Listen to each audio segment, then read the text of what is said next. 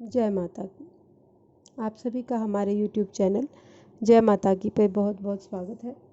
यदि आप हमारे चैनल पर अभी नए आए हैं तो कृपा करके चैनल को सब्सक्राइब कर लीजिए और घंटी जैसे दिखने वाले बटन को भी दबा लीजिए ताकि आने वाली नई वीडियो आप तक पहुंच सके। आज हम करेंगे अजा एकादशी की कथा। अजा एकादशी को प्रबोधिनी एकादशी के नाम से भी जाना जाता है। भाद्रपद कृष्ण पक्ष की एकादशी प्रबोधिनी, जया, कामिनी तथा अजा नाम से विख्यात है। इस दिन भगवान श्री विष्णु जी की पूजा की जाती है। रात्रि जागरण तथा व्रत रखने से सारे पाप नष्ट हो जाते हैं। अजा एकादशी की व्रत कथा।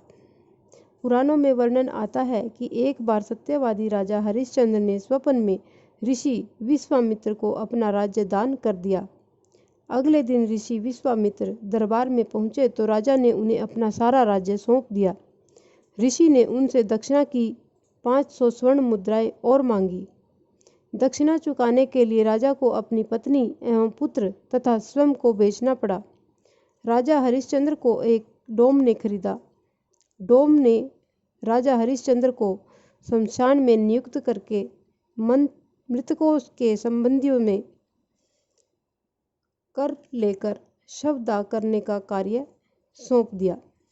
यानी राजा हरिश्चंद्र जी को शमशान में जो मृतक लोग आते थे उनके संस्कार संबंधी कार्य को सौंप दिया और वो उनका शवदाह करने का कार्य करने लगे।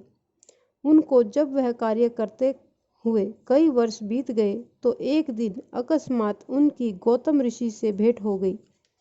राजा ने उनसे अपने ऊपर बीती सब बातें बताई तो मुनि ने उन्हें इसी अजा एकादशी का व्रत करने की सलाह दी। राजा ने यह व्रत करना आरंभ कर दिया।